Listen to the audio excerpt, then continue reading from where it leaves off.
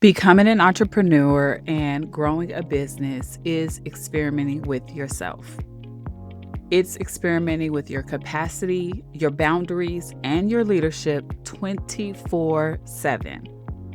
If you think that you can compartmentalize and only focus on your business without focusing on what's happening inside of you, this episode is going to change that. Welcome back to Leadership Beyond the Title podcast. I'm your host, Tashina, and this summer I am doing a series called Leading Through Every Season of Life, where I'm coming to you and I'm sharing my experiences, my clients' experiences, and showing what leadership looks like in different aspects of life and in different contexts. This is not just about leading with a title, but it's leading in our finances, in our families, in our personal lives, and leading when we have to do the internal work that we need to do in order to be successful in life and in business. In today's episode, I am going to be talking to you real time about some of the learning and the aha moments that are happening in my life right now as I start to buckle down on stepping into this identity of an entrepreneur. And I don't mean just saying it and just, telling people I'm an entrepreneur, I'm a business owner, I'm a coach, I run my own business, but actually embodying it in a way that comes out naturally where you can see and you can feel that I am literally being an entrepreneur. I must admit, though, that it is pushing me to work on a new muscle that I thought that I could probably compartmentalize and keep outside of the business, and I am finding that to be untrue. So let's dig in. So the first thing is first, I want you to know that being an entrepreneur is not just about getting money. It is also about coming face to face with yourself and knowing that there are things that are happening inside of you that are absolutely going to show up in your business, whether you like it or not, whether it's positive or negative. For example, I love to cook.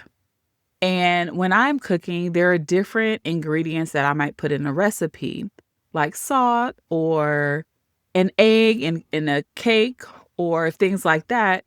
And to the naked eye, you can't see the salt. You can't see the egg that I use, but you can taste it or you can feel the texture of it and know that something is working in there that's helping to keep it together. This is the same as the internal aspects of yourself and of your life, where there are certain values, there are certain motivations that only appear when you are making a decision, or you have to choose to keep working, even though you don't have a boss and you don't have someone telling you that you have to work, or you don't have a time clock that you're punching in and out, but you keep on going and you're making a decision to keep going forward. This is why it matters to not leave the inside parts of myself out of the equation, because it's going to show up, and it shows up and impacts different aspects of my business in a way where everyone is going to be able to see. I say all that to say that becoming an entrepreneur has been the most eye-opening experience. And here is what I am learning and I want to share with you today. So I am growing this business and I'm figuring out what that means as I go on. There's no one size fits all. There's not a perfect map that's laid out for me that tells me exactly where I need to go. I am thinking about things like my finances, how I collaborate with others, marketing, podcasts, networking, all of it. There is something about all these aspects of a business, and there's likely way more than just those things, but all these aspects of a business that I'm learning and I'm growing and I'm figuring out as I go along.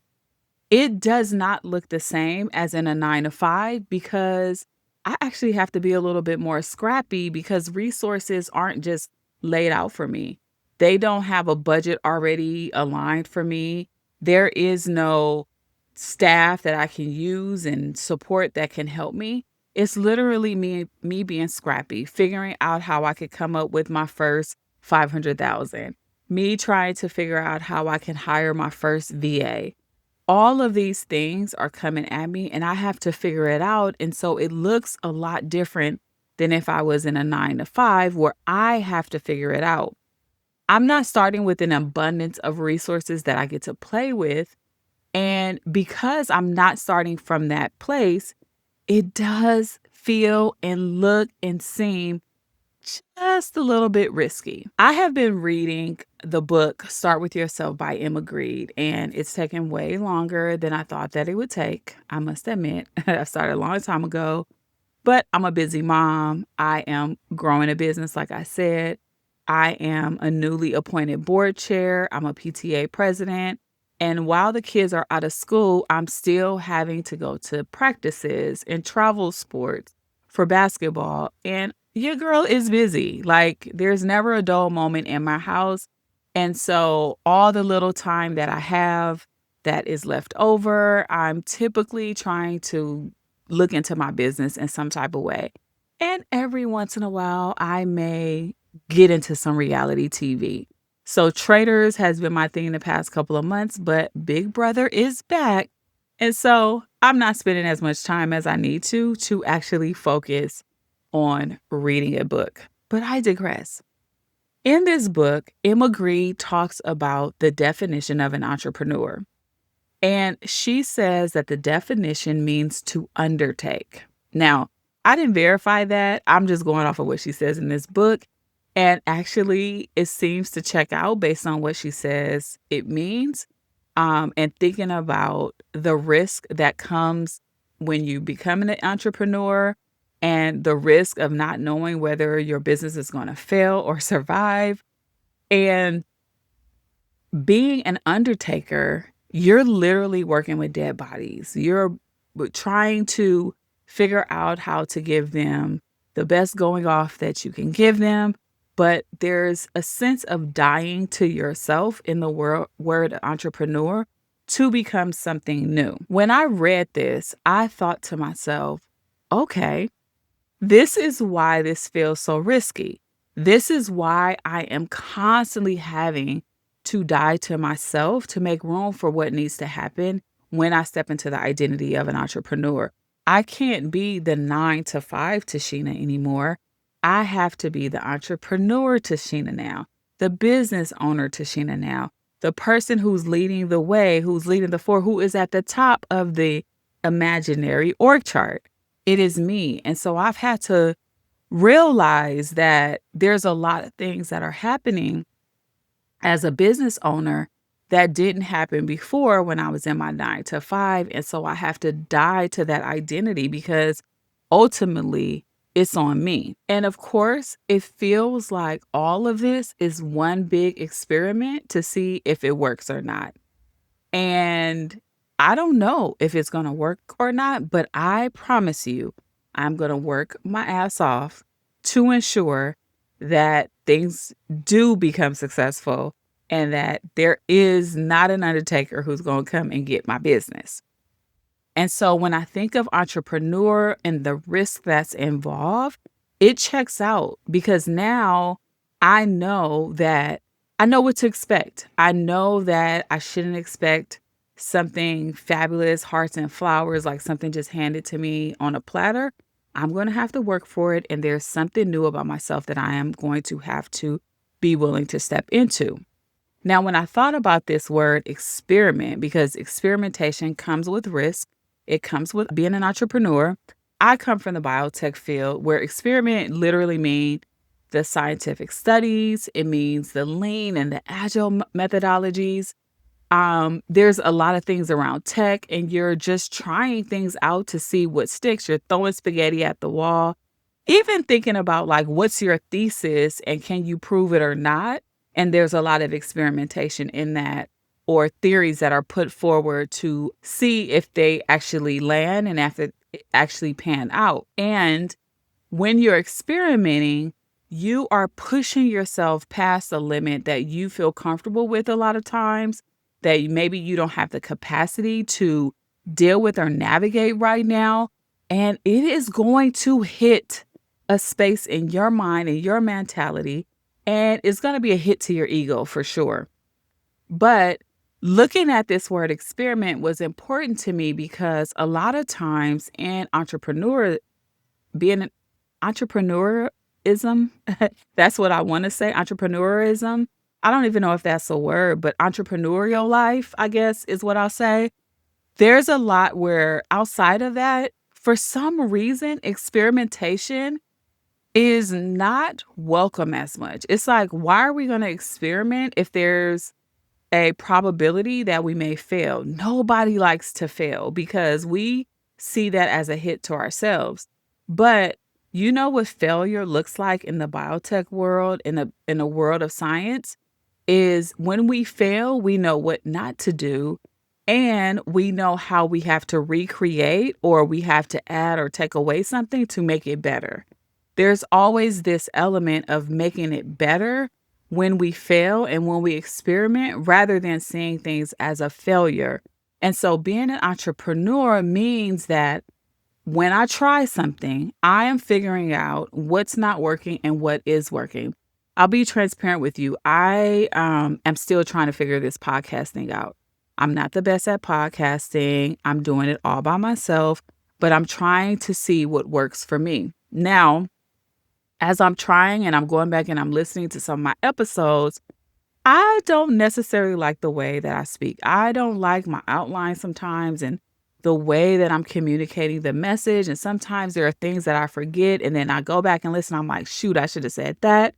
But I'm learning. I'm learning how to be a better speaker, especially when I'm just looking into the ether. I'm not actually talking to anyone. Now, I know there's a lot of podcast episodes now that they bring people along and they're part of the episode and things like that. But for me, that's not the place that I am right now. I'm still a solo podcaster and I'm learning what that looks like, but I'm experimenting. And some of the things that I'm learning about being prepared, about having to rehearse before I actually record the episode, about making sure I have time to edit. All of these things are things that I'm learning. And I'm not seeing it as a failure if I'm not getting as many views or if people don't resonate exactly with what I say, but I'm learning how to bring more of my perspective. I'm learning to take away some of the ways that I speak, the ums, the ands, the right. Like saying those things are not actually the best way to communicate, and slowing it down and really thinking about what it is that I want to say is important. But I'm learning. And it's almost like when we don't allow people to learn, or I'll say it this way. So there's this assumption that when people are doing it messy, if they fail, that somehow they're not credible, that they're actually not the expert. And so we kind of push them away and we discount who they are and what they do when actually maybe they're learning and they're in the process. I think I'm an excellent coach. I think I'm phenomenal at team coaching, especially with the one-on-ones attached. But when it comes to having to speak and record a podcast episode, sometimes I miss. I'm also an introvert, so the small talk is not the best for me. And so I'm learning to mentally, visually see other people or think that I'm talking to a friend when I'm recording these podcast episodes. However, I have had to die to myself, my personality, the way that I am, who I am, in order to make room for this new identity that wants to show up. If I am going to be an entrepreneur, what comes with that is being able to articulate my words and speak the best way that I can so that people understand my message. Now, what I also would like to note that's a little bit different than what I've been talking about is one of the things in entrepreneurial life that I'm learning is that, or that I understand, and it's becoming more aware and more present for me, is that as a Black woman, there is no secret that my lineage has been kept out of the conversations on wealth building, the secrets of wealth building, and really knowing how to generate wealth. We're already starting way behind most people. And so I'm learning what that means. I'm learning what it means with taxes, and I'm learning what it means on how to sell, and I'm learning how it is to be transparent about money and things like that. But these are things that I'm also having to catch up with in my entrepreneurial journey, which is a part of understanding that inner world for me. What have I been taught about money? What have I been taught about wealth? What does that look like? Honestly, I was taught that we can't die with the money, so why try to save it? And so that is a message, a belief that I've had to try to overcome because it's more important than that. Leaving a legacy is important, especially with 4 children. And so there's so many things that I don't know and things that would have been useful for me. Literally just the ability to manage money would have been important, which is something that I didn't learn that I'm learning in my adult life, even up to now. And so when I think about stepping into the entrepreneur identity and looking at the internal world, the parts of me that are unconscious but are secretly running the show, that is important because it shows up in my business every day about how comfortable I am with selling, about how comfortable I am when I get money, what happens to the money, how much I'm investing and actually taking full accountability. Those are things that I'm learning as I walk through this journey. Now, early on, I did learn, in addition to I can't die with money, I also learned that business and personal are not supposed to mix. When I started working, I remember my mom's telling me, don't bring your personal stuff into the workplace. Nobody got time to be listening to your personal stuff. And so I learned early on to separate business and personal. Now, with that, what that meant for me was that I needed to focus on one thing at a time. And I can only focus on work stuff at work and only on personal stuff at home, and don't bring the two together. That wasn't how I was raised growing up. And so now here I am trying for the longest to keep those things separate, not knowing that the work that I need to do on myself, the work that was important that I actually need to share at work, that I actually need to show up as, was the work that I was not doing because it ain't work. And I'm learning now that if I don't face that, if I don't do those things, it's actually keeping me from being the most successful that I can be. And it's something that I have struggled with, I've had tension on, and I have many examples that I have been dealing with, which I am going to share in this. But I truly believe that if you don't do the mindset or the internal work on yourself, you are going to struggle a lot in your business and your entrepreneurial journey. That is what I'm finding out about myself. I put that work down because I thought I need to focus on the business specifically and be laser focused on it, when actually both had to be happening at the same time. Back in the day, during the pandemic and a little bit before the pandemic, I was in the leadership program by the Coactive Institute. And first of all, before I move forward with that, I do want to honor Henry Kimsey House, who just recently passed from a heart attack. He literally changed my life. If I would have never became a coach and learned under him directly, because he was the founder of CTI, I would not be doing what I'm doing today. And as I think about some of the lessons and the reason why he approached coaching the way he did, it was so that we work on ourselves so we can show up in the world to do the business, to do the more technical things better, to be in relationship with others so that we are successful. And so I just want to honor him and take that moment right now.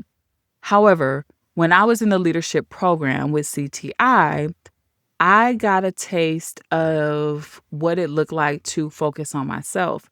And some of the lessons I remember asking myself, like, why are we learning about motivations and desires and how I am, like how I show up and my impact? Why are we learning all of this? Why am I not learning about public speaking or how to have a crucial conversation? Why am I not learning those things?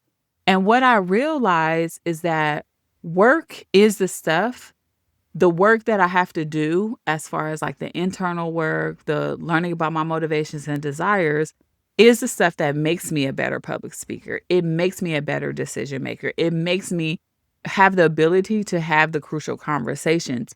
And it opens me up to being transparent, to sharing my life, my world, pieces of me with other people so that they can connect, which is something that I'm learning also in my marketing, like learning how to connect with others and share a little bit more about yourself personally.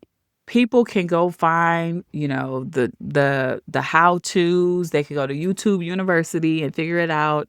They can go on Google, they can go on Claude or ChatGPT. They can find out all this stuff. But your life, your experience, how you do things, your walk of life is something that cannot be found.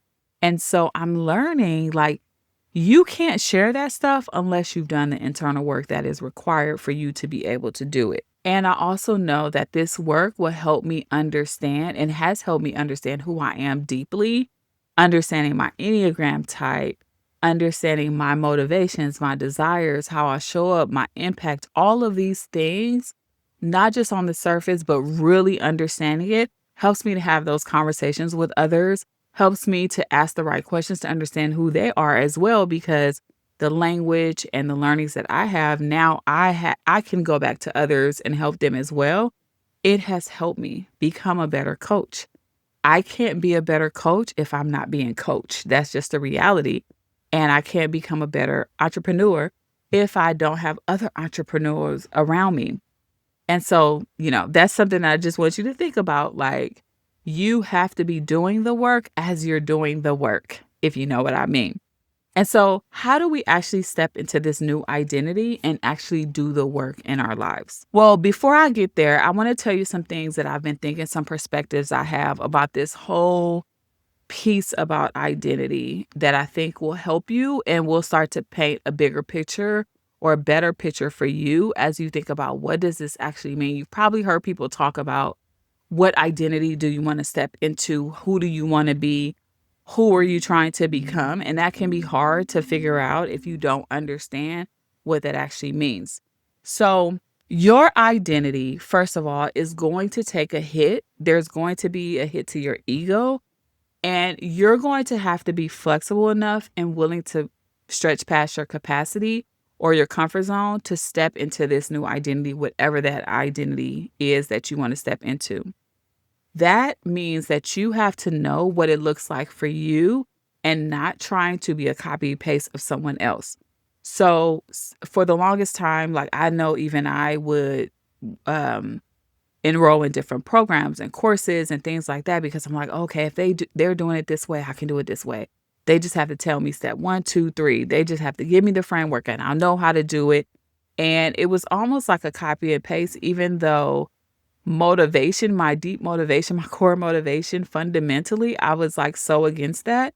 And I wasn't going to copy and paste anyone. But what was happening was there was a tension happening in between that. And so I wasn't fully taking a step into what I wanted to do because some so-called guru, expert, or wise guy or gal is telling me to do it a certain way.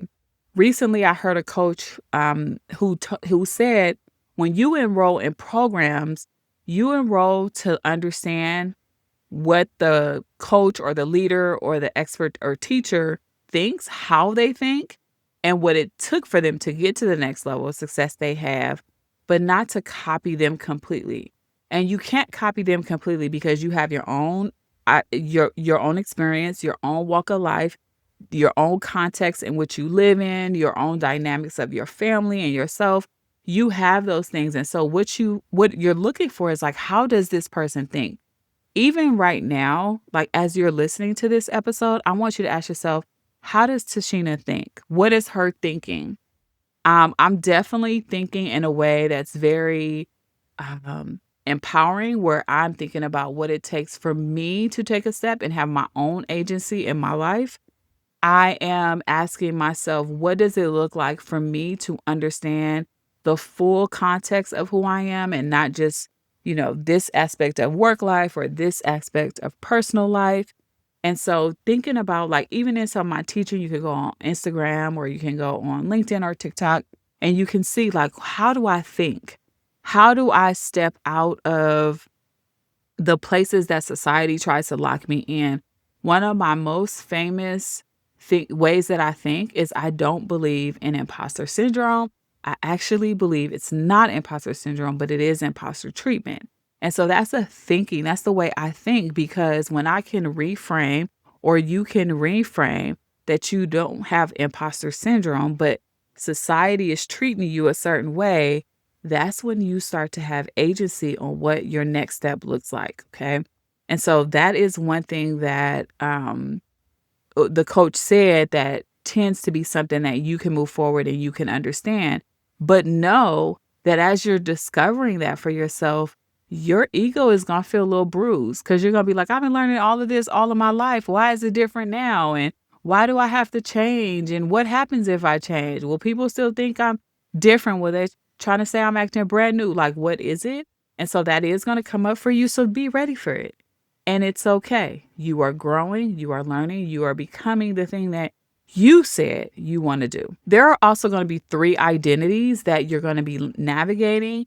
And really, it's not just navigating, but you're going to be stepping into these 3 different types of identities that you have to learn to trust. It's going to be the identity of you at work, the identity of you with your family, and the identity of you with yourself. So recently I did a team session and I asked them, we were doing a trust exercise specifically. And it was because they were trying to learn how to trust their teammates and trust them as a team, as a group.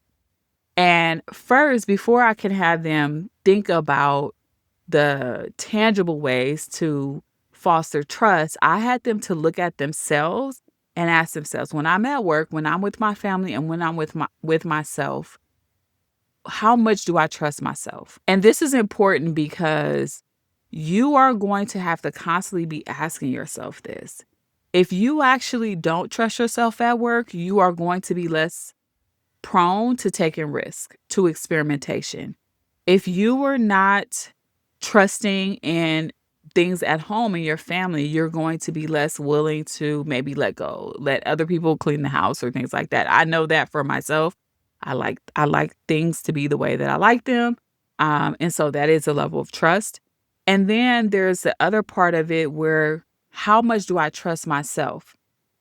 A lot of times we don't ask ourselves this, and how much we trust ourselves. And I'm not knocking a 9 to 5, and I believe 9 to 5s are for some people.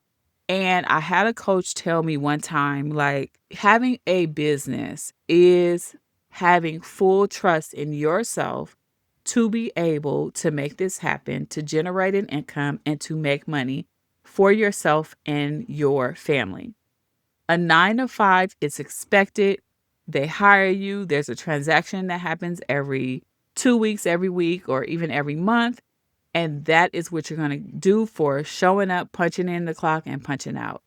That's just the reality. You don't even have to trust yourself. You just have to trust the workplace. But when you can trust yourself, you are willing, again, to take the risk and to make shit happen the best way that you can. And there's no stopping you. And so it's important that you look at this different elements of your identity when it comes to work, yourself, and your family, because you're going to want to know what or how much do I need to stretch my capacity? How much do I need to push past my comfort zone to step into the identity, the big identity, the ultimate identity of business owner, entrepreneur, of teacher, of wife, of friend, of a coworker, of a coach, whatever it is. How much trust do you have in order to do that and to push past the limits that you have maybe put on yourself? And if you only see leadership as having a golden title, that's something that you have to have the title, you have to be pushed up on a pedestal. Someone has to brand you as the CEO, the senior leader, the people manager, like whatever it is, you're going to lose out on this game. As I am fully stepping into the role of entrepreneur and the identity of an entrepreneur, I know 100% there's no org chart. It's me. It's me with the authority on where this business goes, from decision making, where I am going to constantly be making trade-off decisions, especially when it comes to balancing my time. I got kids, y'all. I got a husband. I got things to do, even for myself. And so I'm constantly having to make the trade-off decisions. There's no one that I go to ask for permission to do it for. There's no one I have to muster up the courage to ask for the time off. It's me all day. And so I know that I'm making the decision on what happens in my business. I also know that I have to be the one to prioritize. And I like to call these like, what are the things that I'm going to say? I'm going to do this even over this. So even over strategies. And I'm thinking to myself, like, I have multiple things that are important. So for instance, 9 times out of 10, I have at least 2 of the kids that have something going on at the same time. And so I have to make even over strategies on what that looks like. I also have to manage a very busy calendar between different teams, different groups, different one-on-one sessions that I have to do on a daily basis. And I have to say, which one do I put at this time over this time? Or which kid do I go to and I'll send my husband to and he'll take over? Like these even though strategies is up to me. And I also have to be clear on what progress looks like and how it's measured. There's nobody else around me that has to do that. But the point is, there's no title, there's no leadership golden title that someone had to give to me to tell me that those were the things that I had to do. If I wait on someone else to tell me, or I try to outsource this work and outsource my decision making or prioritizations or what progress looks like, I'm not going to go very far because I'm constantly waiting on someone else to tell me, and they have other things to do too. I will probably likely lose, and this is not even an experiment to run, honestly. Like, don't try to say, well, I'm experimenting with how I make decisions. I'm experimenting. No, you make the decision. There's nobody else that has to be part of that experiment. It's you on you on you. But you don't want to lose sight of your business and what matters to you. Only you know your experience and what works for you. And so you want to be sure that you are not waiting for the title to do that work. And this is why becoming an entrepreneur and stepping into an entrepreneur identity is one of the biggest business decisions and the greatest things in your life that is going to show you more of who you are and not less. It's going to show you the stuff that you need to shift, the ways you need to become, how you need to be in relationship with yourself, with others, your work, with your family. It's going to show everything about you. You're going to be stripped down to the core of what you need to look at. If you are not looking at this, you are probably not going to go very far on your business, or it's going to show up and people are not going to trust what you claim to be on social media and your marketing, on your podcast, or even when you're in a one-on-one session or even a team coaching session event. People are not going to trust you.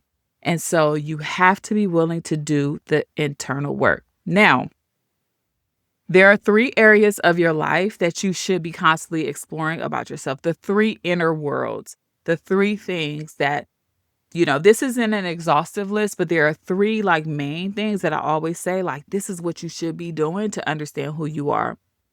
The first thing is your mental capacity and self-awareness. This is literally watching how your mind works. If you don't know how your mind works, then your mind is unconsciously or subconsciously running the show, and you are likely not making the best choices, and you probably have a lot of regrets, honestly. If we allow our minds to run the show, we're constantly going to be asking ourselves, oh, why did I do that? That doesn't make sense. Oh my God. What is wrong with me? We're going to constantly ask ourselves that. And then we start using things like imposter syndrome as an excuse for what we're doing because our minds are unconsciously running the show. And so you have to stop and you have to ask yourself, what is my mind telling me? What is it doing? What is it showing me? What decision? What is my mind actually doing? And I need to pay attention to that. I'm going to tell you exactly how to do this in a second. The second thing is somatic capacity and awareness. This is listening to your body. It's understanding your nervous system responses. So you're thinking, how does it feel when I walk into a room with a certain individual? What happens to my body? How does it feel? How does do my hands get sweaty? Does my stomach, get tight? Am I sweating? Am I breathing harder? What is my body doing? And is it open and you're willing to walk into a room and navigate and deal with people, or is it closed off? Are you creating a barrier, a boundary? Or what's happening for you in your life? And so you want to be paying attention to that because if you know the book, the body keeps the score. And so your body is going to tell you exactly what's happening for you. And the third thing, I think this is super important, and we don't talk about this enough, and this is core motivations. So as you all probably know, I do a lot of Enneagram personality assessments. I also do leadership circle profile assessments. I also have some visibility into strength finders. And all of these tools are wonderful. They all kind of are similar in some sense. If you're one thing or one personality type in one, it's going to be similar in a different one. But one thing that we don't talk about enough is what is the core motivation under that personality. I think that sometimes when we don't look at the motivation, again, there's a lot of unconscious stuff happening that we aren't aware of. I am a type 5 Enneagram. I am a learner. And behaviorally, what you may see is me learning a lot. I'm taking up courses, education. If you looked at my ending of 2024, you'd been like, girl, how are you learning all this? Why do you have all this? If you came to my house and you seen how many books I have, you're like, oh my God. Like, so behaviorally, there is some evidence of that. But motivationally, it's not I'm learning just to learn. It's learning because I have to know. The motivation is have to know. I don't want to be caught off guard. I want to have the full picture. I want to understand as much as I can. That is why when I walk into spaces, I may ask a lot of questions. And people don't like a lot of questions all the time. Or I may have a different opinion, or I may spin a different perspective on something. But I'm not necessarily attached to that perspective. I just want to throw out the other perspective so you have the full picture. And so if you don't know that that's my motivation, then you may not like me, or you may think I'm trying to be snarky, or I'm trying to be, like better than, or I'm trying to be smart, or things like that. And so we just want to be careful that we operate in life without understanding what truly is moving us behaviorally to do certain things. And so those three areas, mental capacity and self-awareness, somatic capacity and awareness, and core motivations. Those three things are important for you. You're thinking about your mind, your body, and your core internal motivations that is happening. And I will call that the heart. So how do you do this? How do you keep track of this? How do you pay attention? The way to do this, the best way to do this is documentation, documentation, documentation. That is documenting as much as you can every day about the work you did, the people you came into contact with, how you felt, what action items came out of that, what are you thinking about that thing? Even if you're learning something, what is that thing bringing up for you? What is it sparking in you? Not necessarily exactly what they said, but what is it sparking up for you? What is it making you reflect on? What's the reaction you have to that? The more you can document, the more you can see how your mind works. The more you realize what you do when you get scared, the more that you see, I made a decision and I made the decision because of this particular thing. The more you have that understanding. Documentation happens the best way through journaling, but it doesn't have to be just journaling. It could also be voice recording. It could be video recording. Whatever works for you, but somewhere where you can write things down. And then maybe after a month, you go back and you read or you listen or you watch what was happening for you in those moments so that you learn your own patterns and you understand your own motivation. And if you want an Enneagram report and you want to do that assessment, hit me up. You can reach me in the show notes. It has my information, and we could do an Enneagram session together, and that can help you really open you up to who you are and what's important to you. So I'll just end with this.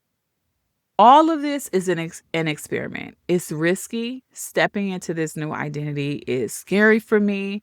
Some days I'm like, oh my God, I don't know what I'm going to do about my finances. I don't know what's going to happen with, my life, like my benefits, and all these type of things are always constantly on my mind. What happens if the work dries up, if nobody wants to hire me? What happens? But even in that, I am willing to go on a ride to learn because it is the most fulfilling. It's given me the most freedom that I've ever had in my life. I've been working since I was 14 years old, okay? That is over 2 decades I've been working. And decades is 10 years, y'all, I think. If I'm wrong, don't quote me. But I have been working since I was 14 years old. It's been many, many years. And what I'm understanding about myself is that this freedom part of myself is something that I don't want to move out of fast. I actually want to stay here for a while. And so that's why I'm committed to doing what I need to do in order for it to be successful.